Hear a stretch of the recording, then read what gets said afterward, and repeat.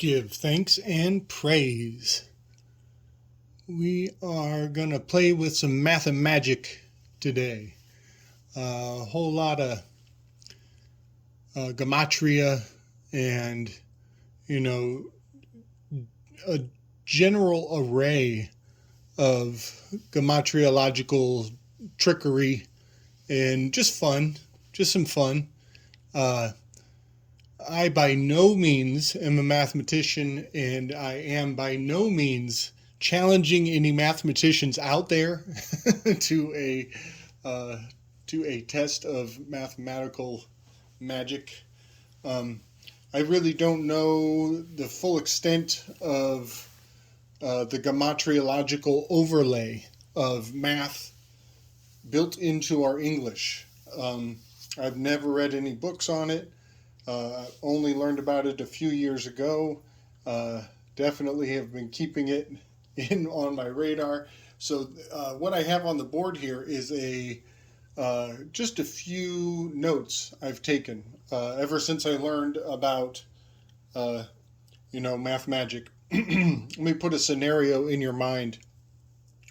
So in the days of old, when the kings ruled in the castle and wandering wizards roamed the wayward landscapes, the wizards would come upon a man of wealth and influence or a family, and they would attempt to entertain them with mathematical feats to give themselves a position of influence in the mind of the kings or the queens or the monarchs of the area. And these attempts to wow them with their wit have yielded many kind of mathematical miracles over the years. And ever since I realized there was even such a thing, sometimes they would hang the mathematicians and accuse them of witchcraft and bringing out demons from the math, from the signs and symbols. And I have seen some compelling evidence that the full width and breadth of the possibilities just through mathematical reasoning are yet to be fully appreciated to the mundane. So here's a good example of this. This is very simply a math equation that yields a very beautiful pattern. It almost looks like a menorah to me. Let's see, 1, 2, 3, 1, 2, 2, 2, and cha, and cha. Is that right? Did I do that right? I think I did that right. So anybody who wants to test it, get out your calculator. Square 11, square 111, square 1111. You square these up, and you will get this amazing palace of triangular orientation. That one is just fun to ponder. It's even fun to attempt to do in your own mind. These were once just rudimentary exercises back when there were no forms of entertainment. And I do believe that, it would be very interesting to see the chain of custody of philosophical influence on concepts like this. Like, who started this? Who gave it to who? What's the chain of custody? Just like when they used to sign out library books, you could tell who had gotten it in what order.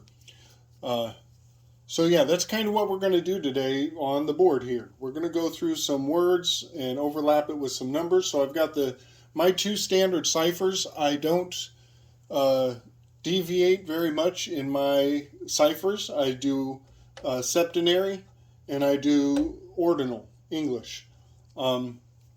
If I need to, I can get on the Gematrinator online for anything more extensive than that. So I've put them out here so you can test my work. And I've also done, just so I mentioned before, I'm not into Ouija boards, I'm not into divination, I'm not into any of that. I just know that they have historically influenced some very powerful minds. So it is valuable to at least grasp that. And here I put out, this is an image of Ma'at from Egypt. And, Ma'at is not necessarily a cipher, but it is a good visual cue to kind of see. It reminds me of this. Has that symmetry, the wings, the triangular, the value of 3, by the way. Ma'at actually has 3 talons on each foot, which is like a fleur-de-lis, which is like the Neptune's trident down below. So Ma'at is riding on a chariot, on a sphere of sorts with even-sided wings. It has the symmetry.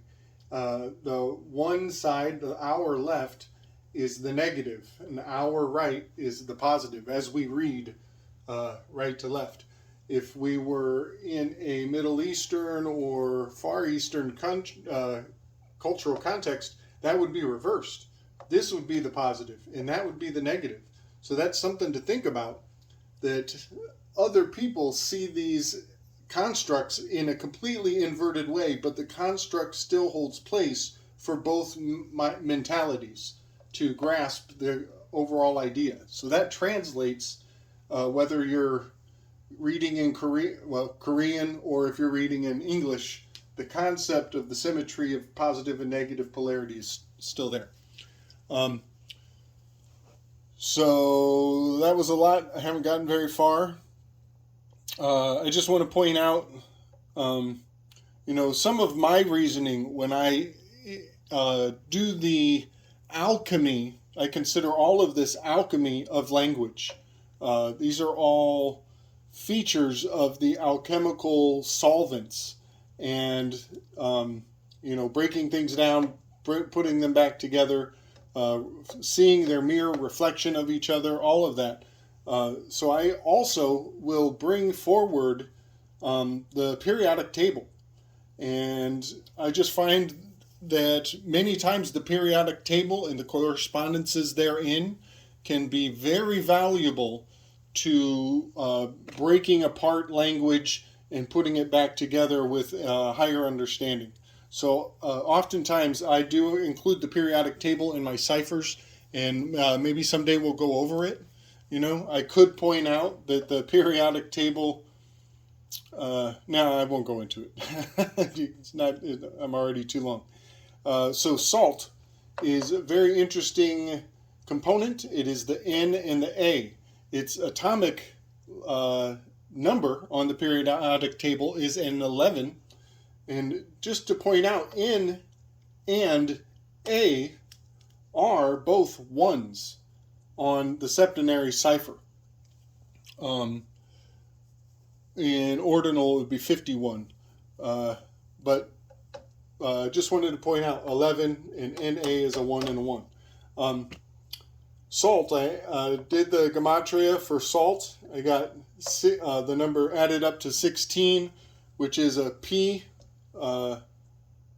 as in pillar, turned into a pillar of salt. 16th card is the tower card. That's why I go to the word letter P, and I go to the concept of a pillar, a tower, and we're talking about salt. So this is very profound, that when you do the gematriological breakdown of salt, you get more archetypes, deeper and deeper and deeper, supporting even biblical references to pillars of salt. And also 16 can be broken into a 7, and 7 is that is the tower, that is the chariot. It's the pinnacle. The chariot is at the pinnacle of the zodiac. So that's just a quick overview of what I want to get into with this entire video. I'm going to break it into 2 parts. But I just wanted to kind of point out these mathemagical games that magicians would use to woo the crowd and impress them with their knowledge, because those fools didn't have calculators. This stuff had to check out. And when somebody went to check their work, it was very gratifying to come to the same conclusion. And that would be hermetically affirmed.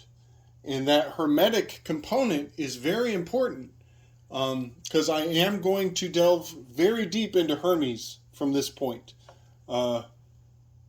Hermes Trismegistus, whichever you want to call him. I'm going to go right into that face first. And I know there's a lot to know.